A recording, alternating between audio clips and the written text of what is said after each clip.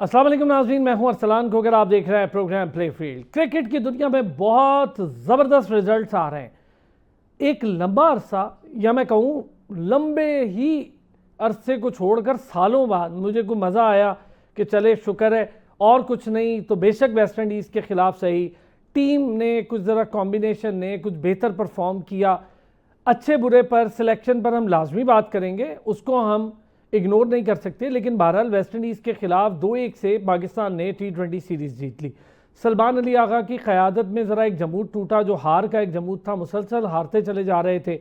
अच्छा खेला पाकिस्तान, अच्छी सीरीज़ रही और बॉलर्स के ऊपर बहुत उंगलियां उठी। ख़ास तौर पर हसन अली की मुझे बड़ी एक्सपेक्टेशंस थी कि हसन अली की वापसी होगी तो बहुत मज़ा आएगा। लेकिन वेस्ट इंडीज़ जैसी कमज़ोर टीम के खिलाफ, यानी उनका जो बी टीयर खेल रहा है, उसके खिलाफ भी हमारी बॉलिंग ने कोई खातिर खा मज़ा नहीं करवाया।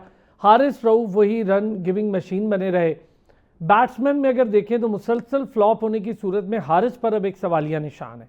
हसन नवाज ठीक है, उसकी इंटेंट है, जिस नंबर पर वो खेल रहा है ठीक है। फ़खर इंजर्ड हो गए एक बार फिर हैमस्ट्रिंग के साथ, और लगता यूँ है कि अब वो शायद इस पूरी सीरीज़ से बाहर हो जाएंगे और बाबर आजम टेक ओवर कर लेंगे। अगले ही UAE वाले मामले में भी शायद बाबर आजम साथ हों। और बाबर आजम कैसे साथ होंगे, क्यों होंगे, उसके लिए कोई फ़खर की रिप्लेसमेंट की ज़रूरत नहीं है। बाबर आजम शायद खुद या हमारी टीम के कुछ ऐसे प्लेयर्स जो जिस पोजीशन पे खेल रहे हैं जस्टिफाई कर रहे हैं कि बाबर आजम को टीम में होना चाहिए। अब काफ़ी सीनियर क्रिकेटर्स भी इस बात की एडवोकेसी कर रहे हैं। दूसरी तरफ इंग्लैंड और भारत, मज़ेदार टेस्ट सीरीज़ नो डाउट। सालों बाद कोई इतना तगड़ा मुकाबला देखने को मिला। बेशक इंग्लैंड एक्सीलेंट क्रिकेट खेल गया। क्यों खेली एक्सीलेंट क्रिकेट, इस पर आज हम बड़ी डिटेल बात करेंगे। इंग्लैंड को सबकत क्यों है टेस्ट क्रिकेट में। भारत कोई छोटी टीम नहीं है, भारत बहुत तगड़ी टीम है, लेकिन भारत को मुसलसल मुंह की क्यों खानी पड़ी। इसकी एक बड़ी टर्निंग पॉइंट या बड़ी टर्निंग रीज़न है जो शायद पूरी दुनिया में अब सोची भी जा रही है, उस पर बात भी हो रही है। वनडे क्रिकेट और उसका मुस्तकबिल तकरीबन ख़त्म होता जा रहा है। कुछ सालों में हमें एक आधा वनडे दिखता है टीम्स के दरमियान। अब तो टेस्ट क्रिकेट को और अहमियत मिल रही है, तो लगता है कि वनडे की वापसी भी होनी चाहिए।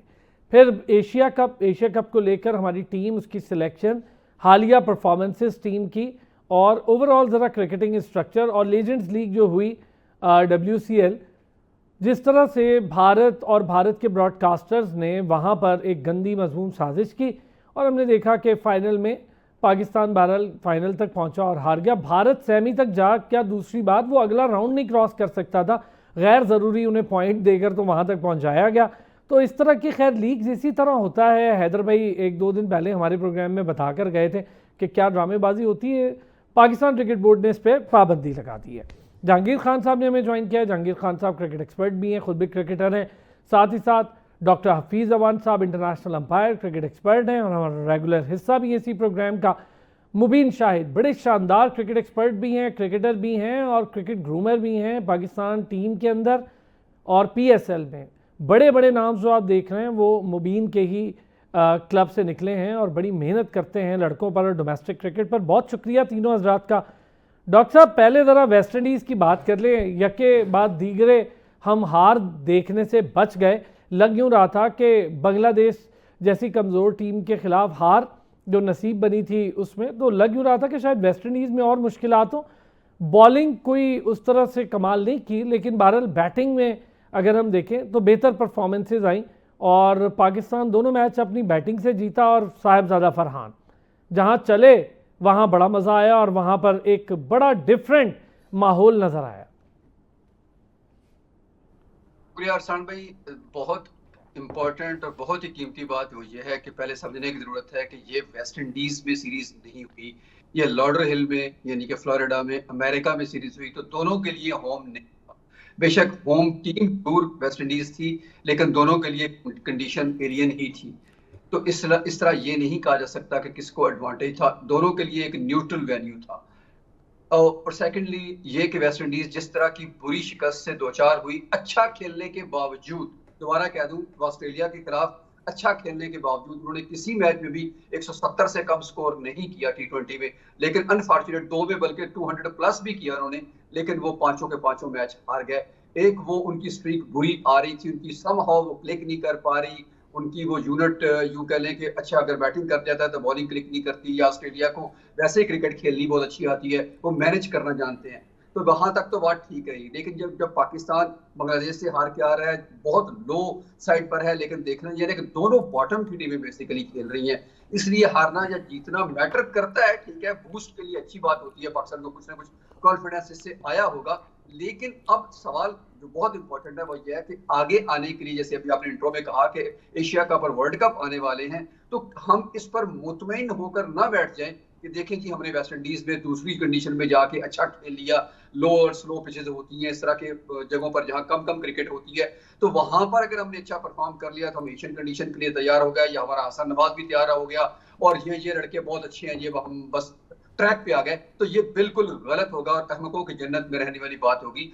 अभी थोड़ा बहुत यानी कि यूके स्टेजेस लगाने तो हमने शुरू किए। सबसे बड़ा मसला तो मुझे जो लगा इस सीरीज में, अब हमें वो सोचना है कि बेसिकली जीतने के बावजूद हमें क्या इंप्रूव करना है। कारपेट के अंदर मत डाल दें गलतियों को। सबसे बड़ा सवालिया निशान है इस वक्त कैप्टन पर, कि उनकी परफॉर्मेंस के साथ साथ उनकी बैटिंग ऑर्डर, और वो क्या खुद ही बैलेंस को खराब कर रहे हैं। पाकिस्तान टीम की बैटिंग को बैलेंस उनकी वजह से हो रहा है। आप देखें आखिरी मैच में भी जहाँ 6 आउट होने के बावजूद भी वो नहीं आए बैटिंग पे, तो अगर वो बॉलिंग वो कर नहीं रहे तो फिर वो बतौर क्या खेल रहे हैं, बैटिंग वो उनकी जगह वो खुद ही ले रहे, वो किसी और को ऊपर भेज देते हैं, तो देन वो खुद कहां पर स्टैंड करते हैं, क्या उनकी जगह इस T20 की टीम में बनती है? अच्छा फकत डॉक्टर साहब, जो बात आपने कही ना, ये मुझे कुछ याद दिला रहा है सरफराज अहमद के लास्ट डेज के मामला। सरफराज भी बहुत सारों को प्रमोट करके ऊपर खिलाते थे और फिर सरफराज की बैटिंग का वो डिक्लाइन आया, फिर सरफराज भी एक टाइम पे जगह बनाने में नाकाम हो गए। मैं आपकी बात से अगर अखज़ करूं तो ये गलत नहीं होगा? अगर मुझे सिर्फ 1 मिनट दीजिए तो मैं सरफराज का फर्क और है। सरफराज किसी और वजह से, उनको अपने ऊपर इतना कॉन्फिडेंस था कि दूसरे लड़के जाकर जितवा देंगे मैच। लेकिन अगर आप यहाँ पर इस पोजीशन में है कि बांग्लादेश में मेरी परफॉर्मेंस ठीक नहीं रही तो मैं नीचे आ जाऊं, तो मैं नीचे छुप जाऊंगा, मैच हम ऊपर जीत जाएंगे। There is a difference between Sarfaraz की मेंटेलिटी में, उसकी सोच में, और आगा की सोच मुझे डिफरेंट नजर आ रही है। यहाँ पर सरफराज का नीयत ये नहीं थी। यहाँ मैं वेरी वेल मुझे तो सेड, ध्यान- बहुत ज़बरदस्त, बहुत ज़बरदस्त, वेल सेड डॉक्टर साहब। ये बात आपकी ठीक है कि वजह क्या है।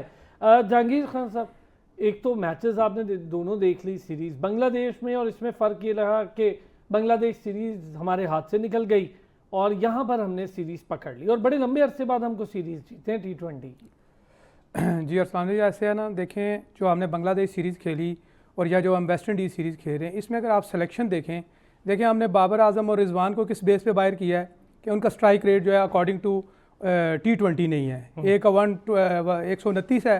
लेकिन जब आपने रिप्लेस किया बाबर आजम को, आपने कैप्टनसी से हटाया और लेके आए सलमान अली आगा को, उनका स्ट्राइक रेट आप देख लें कितना है, 115 है। फिर वो जिस तरह पीछे छुप के और वो कर रहे हैं बैटिंग के जो है जी, कोई और चला जाए ताकि मेरा नंबर ना आए। और जब आप इस तरह की सिलेक्शन करेंगे तो फिर आपने बांग्लादेश से भी हारना है। फिर बांग्लादेश से जो हमारे हैं उसकी एक और भी वजह है कि हमारे जो हारिस रऊफ साहब हैं वो आपको देखें अक्सर पहले हमें ब्रेक थ्रू देते थे, मिडल ओवर में जो बॉलर हैं वो हमें ब्रेक थ्रू देते थे। अभी जब से Haris Rauf out of form हुए हैं और जिस तरह उन्होंने रन्स देने शुरू किए हैं और हमें दरमियान में विकेट्स नहीं मिल रही, तो ये हम स्ट्रगल कर रहे हैं वहाँ पे। तो यहाँ पे हमें सलमान मिर्ज़ा इतनी अच्छी बॉल कर रहा था, सलमान मिर्ज़ा को हम लेकर नहीं गए। देखें सलमान मिर्ज़ा को बिल्कुल होना चाहिए था। देखें PSL में भी उसने साबित किया है। फिर जिस तरह की वो स्विंग बॉलिंग कर रहा था वो आपने देखा है कि बड़े अरसे बाद जिस तरह शाहीन की बॉल जैसे अंदर आती थी, इसी तरह ही सलमान की बॉल भी अंदर आ रही थी, और उसी पे उन्होंने देखें 2 बॉलों में जो 2 विकेट्स ली थी वो बड़ी यादगार और बड़ी ज़बरदस्त किस्म की बॉलिंग की थी। तो मेरे ख्याल में उनको भी लाजमी होना चाहिए था। और इसके अलावा मैं कहता हूँ कि हारिस रऊफ को अब हमें रेस्ट देना चाहिए और उसकी जगह हमें वसीम जूनियर और सलमान को लाना चाहिए ताकि हमें बीच में विकेट्स मिलें। जब हमें पेस ही लानी है तो अली रज़ा मौजूद है। जी अली रज़ा भी है। अगर आपने पेस को देखना है, देखिए सिर्फ पेस मैटर नहीं करती, पेस के साथ लाइन लेंथ भी है, फिर स्विंग भी है, फिर वैराइटीज़ आपको देनी पड़ती हैं, बीच में स्लोअर बॉल देनी पड़ती है। तो ये चीज़ें जितनी देर नहीं हो तो आप T20 में विकेट्स नहीं ले सकते। आप सिर्फ कहें कि मैं स्पीड पे कंसंट्रेट करूंगा तो वहाँ पे विकेट्स नहीं मिलती। मुबीन, क्या रहा वेस्ट इंडीज सीरीज़ और बांग्लादेश सीरीज़ का फ़र्क? देखिए अरसलान भाई के सलमान आगा ने पहले पाकिस्तान में कप्तानी की, बांग्लादेश के अगेंस्ट सीरीज जीती, फिर बांग्लादेश गए और एक्सपेक्टेड यही था कि पाकिस्तान बांग्लादेश में जो है वो सीरीज हार जाएगा, और पाकिस्तान वो सीरीज हारा। फिर अभी वेस्ट इंडीज़ की बात करें उससे पहले देखें तो आगा ने जिम्बाब्वे के अगेंस्ट भी T20 में पाकिस्तान की कप्तानी की थी, वहां पे भी 2-1 से पाकिस्तान ने वो सीरीज विन की थी। देखिए मैं थोड़ा सा डिफरेंट इन चीज़ों को देखता हूँ अरसलान भाई। मेरे ख्याल से जो बहुत ज़्यादा चेंजेस हम करते हैं बार बार टीम में, बार बार अपने सिस्टम के अंदर, बार बार अपने डोमेस्टिक के अंदर, बार बार टीम के अंदर, ये तमाम तर जो चीज़ें हैं ना, ये हमारी टीम को सेटल होने नहीं देती। और अगर देखें पूरी दुनिया को देखें तो मेरा नहीं ख्याल कि जितने डेब्यूज हमने करवा दिए हैं पाकिस्तानी टीम के लिए T20s में इन 5-6 माह में, इतना कभी पूरी दुनिया में किसी ने करवाए हो। फिर अभी हम बात करते हैं सलमान मिर्जा की। सलमान मिर्जा और अहमद दानियाल, ये हम गए बांग्लादेश के टूर पे, इससे अभी इनकी परफॉर्मेंस आनी थी, अच्छी या बुरी परफॉर्मेंस इनकी आनी थी, लेकिन उससे पहले ही हमने इनको जो है वो अनाउंस कर दिया कि ये जो ऑस्ट्रेलिया में जो डार्बन में जो T20 सीरीज होगी, इन दोनों का नाम हमने वहां डाल दिया। इट मीन्स कि हमें वहीं पता लग गया कि ये वेस्ट इंडीज नहीं जाएंगे। तो मेरे कहने का मकसद ये है कि हमें एक तो जो एक सिस्टम है वो लाना पड़ेगा, और खिलाड़ियों को भी पता होना चाहिए कि हमारी जो परफॉर्मेंस है। अब देखिए शाहीन की हम बात करते हैं, देखिए शाहीन ने PSL में जो है वो टॉप विकेट टेकर थे, किस वजह से उनको बाहर किया गया था और अब किस बुनियाद पर उनको लाया गया। देखें कुछ ना कुछ तो रीजंस थी ना जिसकी वजह से शाहीन को जो है वो बांग्लादेश के अगेंस्ट सेलेक्ट नहीं किया गया था, बाद में कैंप में बुलाया। तो मेरे ख्याल से खिलाड़ियों के लिए कुछ ना कुछ चीजें जो अंदर खाने चल रही होती है ना, वो बाहर नहीं आती। अब बाहर अगर वो बाहर नहीं आ रही तो क्या खिलाड़ियों को पता होता है कि हमें क्यों नहीं डाला जा रहा? क्या खिलाड़ियों को लूप में लिया जाता है? लेकिन इसका जवाब है नहीं। क्या बाबर आजम या रिजवान या शाहीन को बात की गई होगी कि हम आपको फलां टूर में ले लेंगे, या कोई प्लान दिया होगा? मेरा नहीं ख्याल कि यहाँ पे बड़े बड़े प्लेयर्स को भी जो है वो कोई प्लान दिया रहता है या उनको बताया रहता है कि हम आपको 2-3 सीरीज में रेस्ट दे रहे हैं, कुछ कर रहे हैं। तो मेरे ख्याल से ये सारी चीज़ें अगर हम मजमूए के तौर पर देखें तो ये सारी चीज़ें असरअंदाज करती हैं आपकी जो टीम की जो परफॉर्मेंस है उसके ऊपर। लेकिन अगर अभी बात करें तो पाकिस्तान के लिए खुशाइंद है, डेफिनेटली खुशाइंद है कि पाकिस्तान ने जो है वो वेस्ट इंडीज़ जैसी बेहतरीन टीम, देखें वेस्ट इंडीज़ की जो टीम है उनको T20 में बिल्कुल आप नज़रअंदाज नहीं कर सकते। वो किसी भी कंडीशन में, किसी भी ग्राउंड में वो कुछ भी करने की जो है वो, जिस तरह पाकिस्तान एक अनएक्सपेक्टेड किस्म की जो परफॉर्मेंसेस देती रही है पास में, तो वेस्ट इंडीज भी जो है वो किसी टाइम भी T20 क्रिकेट में बड़ा बड़ा अच्छा परफॉर्म आपको करके दे सकती है। लेकिन पाकिस्तान के लिए खुशाइंद है। अच्छी बात अच्छा, ये कैप्टनसी को लेके थोड़ी सी बात करूं अगर मुबीन, डॉक्टर साहब ने बड़ा ज़बरदस्त एलैबोरेट किया है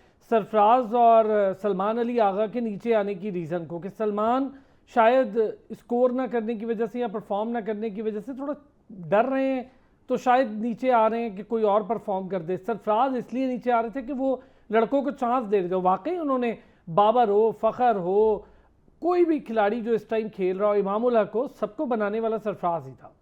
देखिए असलम भी, देखिए इसमें एक चीज मैं आपकी ऐड कर दूं। देखिए न्यूजीलैंड का टूर था, पाकिस्तान न्यूजीलैंड का, अभी पाकिस्तान जब सीरीज 5 मैचेस की वहां खेलने गया था, तो उसमें भी सलमान आगा ने पाकिस्तान के लिए रन किए थे। पाकिस्तान के 10-10 रन पे 4-4 विकेटें गिर जाती थी, फिर सलमान आके वहां पे रन कर रहा था। तो सलमान आगा मेरे ख्याल से रन कर रहे हैं। देखिए जो भी है वो किसी न किसी जगह पे जाके 40-50 आपको करते हुए नजर आता ही है मैच के अंदर। तो अभी कबल वक्त है मेरे ख्याल से किसी को कंपेयर करना या सरफराज को कंपेयर करना सलमान आगा के साथ। सरफराज अहमद की पाकिस्तान के लिए नो डाउट बड़ी खिदमात हैं, और उन्होंने पाकिस्तान के लिए T20 क्रिकेट में जो है वो पाकिस्तान के लिए रिकॉर्ड जो है वो बना रखे हैं। अपनी इतनी उन्होंने सीरीज पाकिस्तान को जितवाई है। तो सलमान आगा का अभी कबल वक्त है मेरे ख्याल से। किसी भी बड़े कप्तान के साथ में अभी भी सरफराज को बहुत ऊपर रेट करूंगा सलमान से डेफिनेटली, लेकिन फिर भी सलमान आगा की जो परफॉर्मेंस है मेरे ख्याल से एज ए बैटर वो भी इतनी बुरी नहीं है। लेकिन इन 2 सीरीज में जिसका हम जिक्र कर रहे हैं, मैं ज़रा एक ब्रेक पर जाना है, लेकिन ब्रेक पर जाने से पहले इस पर ज़रा बात ज़रूर करूँगा कि इन 2 सीरीज़ में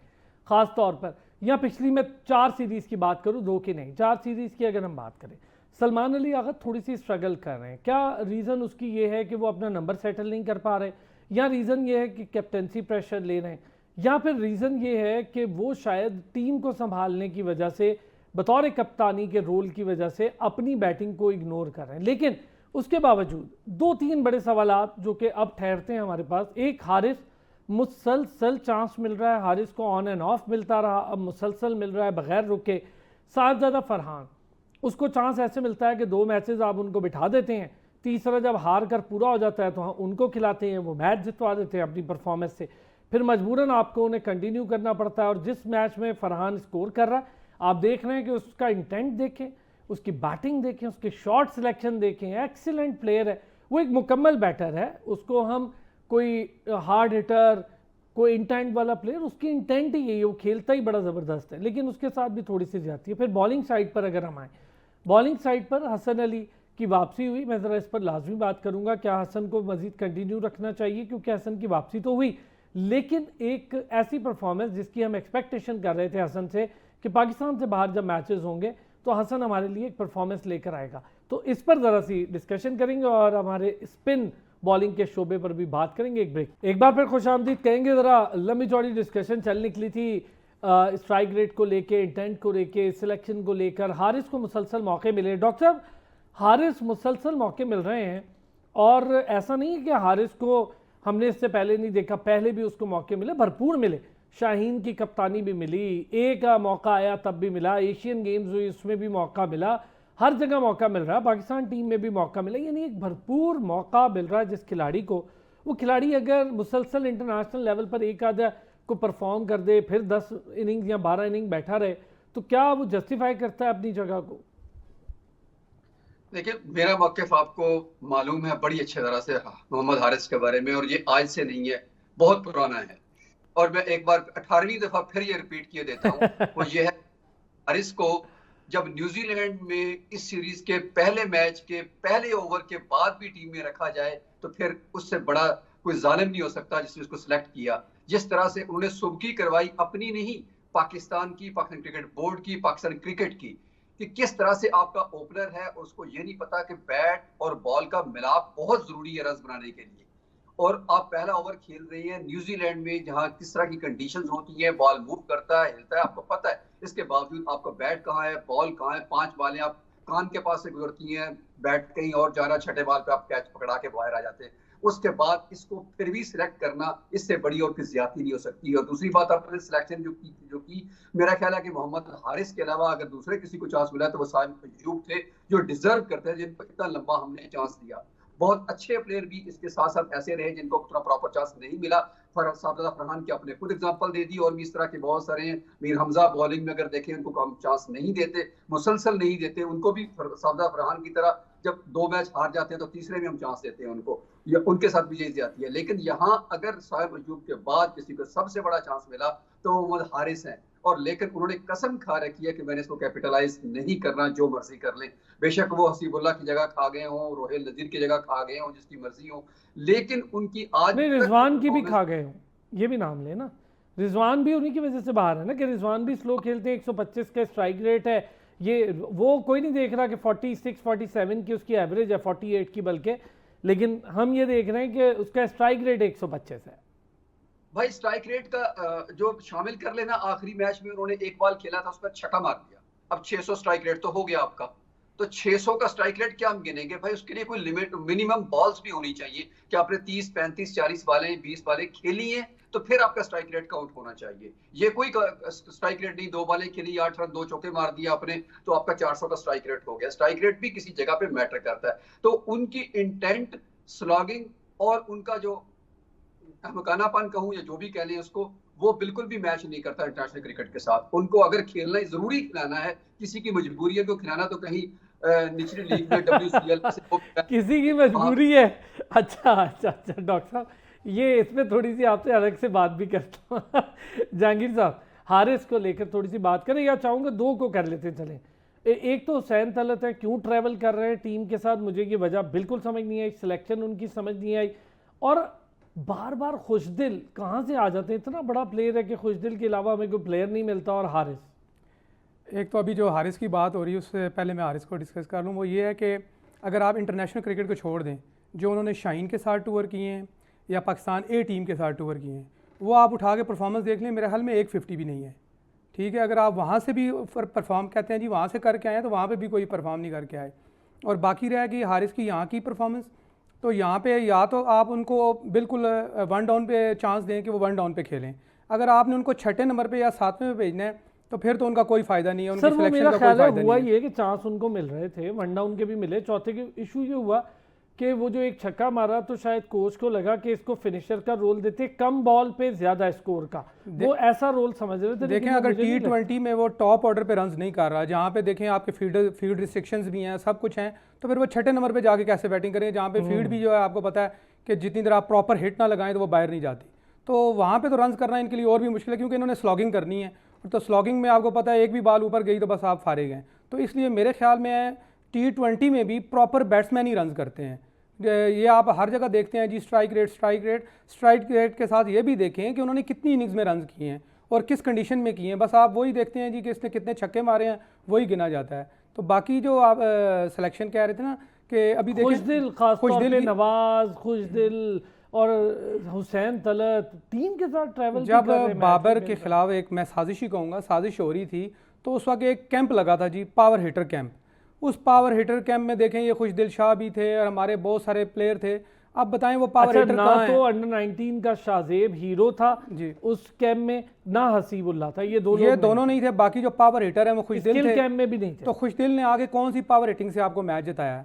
ठीक है। बाकी देखें हुसैन तलत है, हुसैन तलत का जो आपका स्ट्राइक रेट है वो तो मेरा हाल 110 के करीब भी नहीं है। सर 10 साल उसने PSL खेल ली है, 10 साल, फिर भी कोई बड़ी इनिंग 10 साल खेलने के बावजूद भी उसका स्ट्राइक रेट भी देख लें और उसने जो बॉलिंग में परफॉर्मेंसेज दी हैं वो भी आप देख लें। तो एक तरफ आप रखते हैं जी कि फ़लाँ प्लेयर का स्ट्राइक रेट ठीक नहीं है, हम उसको बाहर निकाल रहे हैं, दूसरी तरफ जो आप रिप्लेस करते हैं, अभी मैं आपके सामने कप्तान की जो बात की थी, देखें आपने बाबर आजम से रिप्लेस किया सलमान अली आगा को। सलमान अली आगा आपने कहा है जी इनका स्ट्राइक रेट नहीं है, जब आपने कैप्टनसी रिप्लेस किया है सलमान अली आगा तो उनका स्ट्राइक रेट आपको पता है कितना है? वो भी 115 रुपये है, वो तो 129 पे थे। तो ये मैं कह रहा हूँ सिलेक्शन कमेटी में बिल्कुल ये देखना चाहिए। एक तरफ उन अभी वो एक PCB के ऑफिशियल एक कर रहे थे मीटिंग जिसमें उनसे सवाल किया गया जी बाबर आजम नहीं है, उसने कहा भाई ये वनडे T20 की टीम सेलेक्ट हो रही है, वनडे की नहीं हो रही। हाँ, मैं उस पर तो खैर बड़ा हैरान हुआ कि बाबर आजम वो कहते हैं अमूमन वनडे ही खेलते हैं। देखिए जो बंदा आपका 3 साल वर्ल्ड नंबर 1 T20 में रहा है, सेंचुरीज भी की हैं, पाकिस्तान का जो टॉप स्कोर है 121 वो भी उसी ने किया है, तो आप उनको कह रहे हैं कि वो T20 के प्लेयर ही नहीं है, वो वनडे के प्लेयर हैं। तो जो आपने रिप्लेस किए हैं उनमें और इनमें क्या फ़र्क है, ये नहीं अभी तक पता चला कि उन्होंने कितना स्ट्राइक। मुबीन, यही चीज़ अगर मैं आपसे पूछूं हारिस को लेकर ख़ास तौर पे, फिर खुशदिल पर भी बात करूंगा, नवाज़ पर भी, हुसैन तलत पर भी, बहुत ज़रूरी है सिलेक्शन पे बात करना। अगर आप एक नई टीम डेवलप कर रहे हैं तो 10-10 साल पुरानों को तो फिर साथ ही लेके चलना है, तो फिर चलते रहें। डेफिनेटली ऐसे ही है अरसलान भाई। और आप ये देखें कि अगर हम मोहम्मद हारिस की बात करते हैं तो मोहम्मद हारिस बेसिकली रिजवान की जगह पे पाकिस्तानी टीम में इंक्लूड हुए हैं। तो देखें, हम अगर अपनी बात करते हैं, जितने भी प्रोग्राम्स कर लें, हम बारहा ये जिक्र करते हैं कि हारिस से रिजवान बेहतर हैं। और हुसैन तलत तो जब से सलमान आगा कैप्टन दोबारा बने हैं, वो वापस आए हैं, हुसैन तलत को टीम में ले आए हैं, तो बगैर किसी परफॉर्मेंस के थे। देखिए सबसे पहले हमने क्वेश्चन मार्क उन्हीं की परफॉर्मेंस पे दिया था कि हुसैन तलत की परफॉर्मेंस क्या है। अगर दोस्ती यारी की बात करें या सेम एक जगह किसी सिटी में खेलने की बात करें, इस तरीके से अगर आप एक दूसरे को लेके आएंगे तो बहुत ही गलत करेंगे पाकिस्तान के साथ। अगर हारिस की बात करें और रिजवान की कंपैरिजन करें, देखिए अभी रिसेंटली आपने देखा था बिग बैश के जो है वो ड्राफ्ट हुआ था। देखिए ऑस्ट्रेलिया की जो बिग बैश लीग है वो कोई छोटी लीग नहीं है, वहाँ पे वो बहुत गिने चुने और जो टॉप क्लास किस्म के प्लेयर्स होते हैं वो उनको लेते हैं। अब मुझे ये बताएं कि क्या उस ड्राफ्ट में शामिल थे? डेफिनेटली थे, बड़े बड़े नाम उसमें उस ड्राफ्ट में थे, या और भी बहुत सारी लीग्स में जो है वो, अगर हारिस उस ड्राफ्ट में नहीं भी, मुझे इतनी इंफॉर्मेशन नहीं इस बारे में, सॉरी नहीं सर, ड्राफ्ट में सारे थे। ड्राफ्ट में सलमान अली आगा भी पिक नहीं हुए, हारिस भी पिक नहीं हुए, हसन नवाज भी पिक नहीं हुए। डेफिनेटली देखिए ये सबसे बड़ी दलील है इस चीज की कि दुनिया हमारे प्लेयर्स को कैसे रेट करती है, दुनिया बाबर आजम को कैसे रेट करती है, दुनिया रिजवान को कैसे रेट करती है। लेकिन हम वही बात अभी जो भाईजान कह रहे थे कि जो PCB के जो ऑफिशियल आए उन्होंने आके प्रेस कॉन्फ्रेंस की और बाबर आजम के बारे में वो कहते हैं कि वो T20 के खिलाड़ी नहीं है, जिन्होंने पाकिस्तान के लिए कप्तानी की T20 में, वाहिद पाकिस्तान का खिलाड़ी नहीं, वो दुनिया का नंबर 1 प्लेयर रहा T20 का और सबसे लंबा अरसा रहा अरसा, और आप उसको कह रहे हैं कि वो T20 का खिलाड़ी ही नहीं है। तो मेरे ख्याल से बहुत ही बड़ी नाइंसाफी हो रही है बाबर आजम के साथ, ना सिर्फ बाबर आजम के साथ बल्कि पाकिस्तान की जो क्रिकेट है उसके साथ बहुत बड़ी नाइंसाफी है कि बाबर और रिजवान के लिए टीम में ना खिलाएं, एक अलग बात है, लेकिन उनके बारे में आप ये कहते हैं टीवी पे आके कि ये T20 के खिलाड़ी ही नहीं है। तो देखें बात फिर आगे हम लेके चलते हैं। आज मुबीन एक चीज आपको मैं इसमें ऐड कर देता हूँ, फिर आपकी बात भी पूरी करते हैं।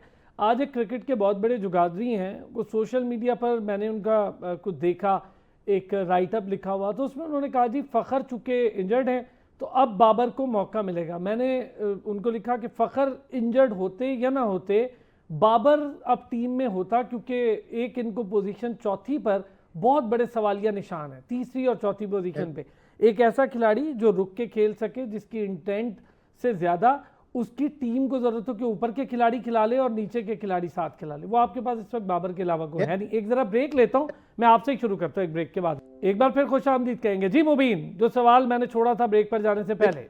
असलान भी आपने ठीक कहा कि वो फखर की कोई इस तरह की चीज़ नहीं है कि वो बाबर के साथ उनकी रिप्लेसमेंट बनती है। बाबर आजम ने दुनिया को प्रूव किया है कि वो क्या हैं। देखें, आप बात करते हैं T20 क्रिकेट की, तो क्या T20 क्रिकेट में बाबर और रिजवान ने 10 विकेटों से इंडिया के अगेंस्ट आपको फतह नहीं दिलवाई थी? क्या आपको वो दिन याद नहीं है?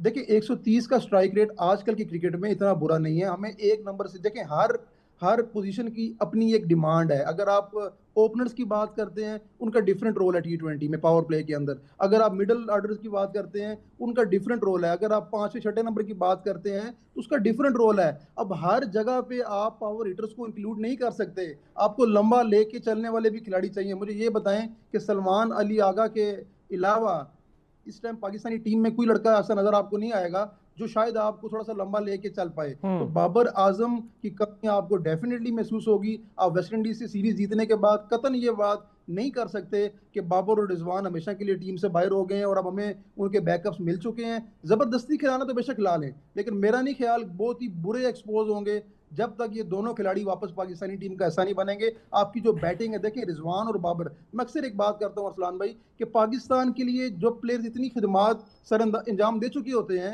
जब उनसे पाकिस्तान के लिए खिदमात लेने का वक्त आता है तो हम उनको साइड लाइन कर देते हैं। हमने बाबर और रिजवान को पाकिस्तान नहीं बनाया ना, हमने पाकिस्तान ने, PCB ने, सब ने सपोर्ट किया।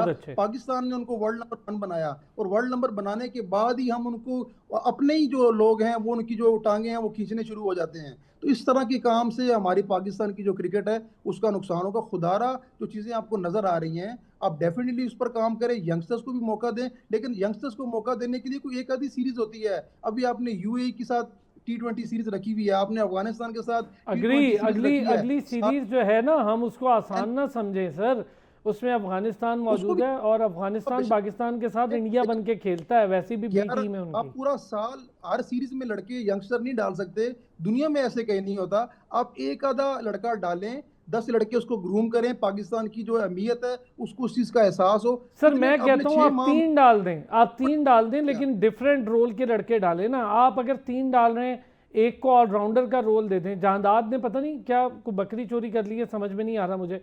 पहले वो उनके सारे प्लान में था, अब वो भी गायब है। और बेचारा वसीम जूनियर कॉन्ट्रैक्ट का हिस्सा रहते हुए खेल नहीं पाता था। इरफान नियाजी बहुत अच्छा खेलता है, इंटेंट भी है, तेज भी खेलता है, 5वें 6ठे नंबर का मेरा ख्याल है पाकिस्तान में। खुश दिल से तो बहुत बेटर एक ऑप्शन है इरफान नियाजी। जहांगीर साहब जरा इस पर भी रोशनी डालें। गलती है, कामरान गुलाम ने 4 साल डोमेस्टिक में टॉप किया, अभी वो किधर है? अभी वो वनडे की टीम में भी नहीं। आप उसकी साउथ अफ्रीका की जो सीरीज है वो देख लें, उसने लाख क्यों किया टॉप, यही तो गलती की, क्यों किया, यही तो ज्यादती की कामरान ने। आपके लड़के किधर हैं? जहांगीर साहब। सर बिल्कुल देखें, पहली तो सबसे बात यह है कि जो डोमेस्टिक के परफॉर्मर है ना, उनको लाजमी चांस देना चाहिए और उनको कंसिस्टेंट चांस देना चाहिए। ये नहीं कि एक मैच में खिलाया और बाहर कर दिया। देखें, डोमेस्टिक क्रिकेट ने अभी साबित किया है कि जो उन्होंने प्लेयर दिए हैं वो परफॉर्म कर रहे हैं। आपके सामने साहबजादा फरहान ने कितने ज़्यादा रन किए हैं डोमेस्टिक में, हर मैच में उसने रन किए हैं। देखें आप उसको इंटरनेशनल बेस स्ट्रॉन्ग, जी बेस स्ट्रॉन्ग है। देखें वो आप उसका इंटरनेशनल क्रिकेट में लेके आए हैं, वहाँ पे भी वो रन कर रहा है, लेकिन वहाँ पे उसको उस तरह के चांसेस नहीं मिल रहे जिस तरह बाकियों को मिल रहे हैं कि एक मैच में खिलाया जाता है, बाकी में बाहर कर दिया जाता है। इसी तरह देखें कामरान गुलाम है, कामरान गुलाम की मेरे ख्याल में वनडे में तो ड्रॉप नहीं उसका बनता कि उसको ड्रॉप किया जाए। वनडे का तो मेरे ख्याल में वो स्पेशलिस्ट प्लेयर है, क्योंकि वो बॉल टू बॉल लेके चलता है, एक्यूमुलेट भी करता है और फिर तेज़ भी खेल सकता है। तो मेरे ख्याल में कामरान गुलाम को भी लाजमी होना चाहिए। और जो T20 की टीम है, मेरे ख्याल में उसमें इरफान नियाजी जो है वो बिल्कुल उसमें उसकी सिलेक्शन होनी चाहिए, क्योंकि देखें वो T20 में आपको फील्डर भी अच्छे चाहिए होते हैं, वो फील्डर भी टॉप का है, बहुत अच्छा फील्डर है। और फिर उसका आपने इतना अरसा उसको साथ रखकर ये बताया कि वो इस नंबर का बेस्ट प्लेयर है, अब हम उसको कहते हैं अरसलान भाई, हमने तो बहुत सारे लोगों को देखे हैं, हमने कितनी इन्वेस्टमेंट की। आपके सामने स्पिन डिपार्टमेंट को आप देख लें, स्पिन डिपार्टमेंट में ये हिसाब है कि हमने मेहरान मुमताज़ पे तकरीबन 5 साल इन्वेस्टमेंट की है, कभी ए टीम के साथ, कभी शाहीन के साथ, कभी किधर। सर सुफियान को नहीं खिला रहे थे। ऊपर से फिर हमने उसको इंग्लैंड की सीरीज, जो इंग्लैंड आया था पाकिस्तान, उसमें वो टेस्ट सीरीज में भी था। उसके बाद आज तक नहीं नज़र आया कि मेहरान मुमताज़ कहाँ पे गया है। इसी तरह अगर आप T20 क्रिकेट में देखते हैं, देखें डोमेस्टिक में परफॉर्म कर रहे हैं ना जो लड़के T20 में, सुफियान मुकीम कर रहा है, सुफियान मुकीम को हम नहीं खिलाते, कभी बहुत हमारा दिल मुश्किल, करता है ये हम भी खिला लेते हैं। मीडिया प्रेशर पे अभी खिला दिया। देखें T20 में आपको क्या ख्याल बहुत है, अच्छी परफॉर्मेंस दी उसने। डोमेस्टिक में मुबस्सिर जो है वो all-round Yes, he is good. ठीक है, बैटिंग में भी वो बेहतरीन कर रहा है, बॉलिंग में भी कर रहा है, लेकिन आपकी जो इंटरनेशनल क्रिकेट है उसमें एक ही स्पिनर है नवाज, उसके अलावा कोई बंदा शादाब को रिप्लेस नहीं कर सकता। अब वो असल ठीक में है। आसान है ना, फिर शादाब जी। वापस आएगा तो नवाज खुद ही जी, नवाज यही देगा। अब यही दो खेलेंगे, या चलें। शादाब खेलेगा या नवाज खेलेगा। मैं ज़रा डॉक्टर साहब यही सर आपसे अगर जानना चाहूँ खास हीरो के बारे में। अच्छा हुसैन तलत डॉक्टर साहब क्यों मतलब ट्रैवल क्यों करा रहे हैं अगर खिलाना ही नहीं, जगह भी नहीं बन रही?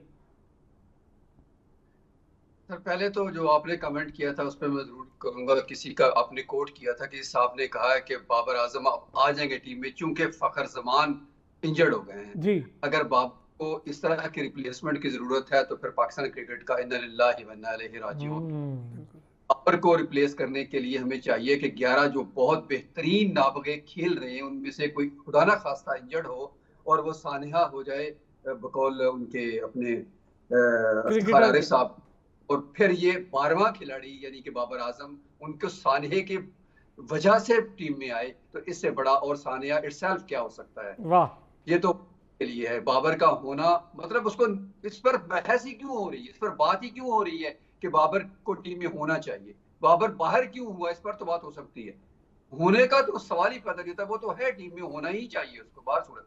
खैर चले डॉक्टर साहब बिग बैश में बाबर परफॉर्म अगर नहीं करेगा तो अपने लिए मुसीबत करेगा, खुद बता देगा दुनिया को, लेकिन मुझे लगता है अगर परफॉर्म कर गया जिस तरह का उसको वहाँ पर सर जहाँ पर इज्जत मिलती है ना, जहाँ पर आपको दुनिया का बड़ा प्लेयर गर्दाना जाता है, वहाँ पर परफॉर्मेंस भी अच्छी आती है। कॉन्फिडेंस तो दे ना,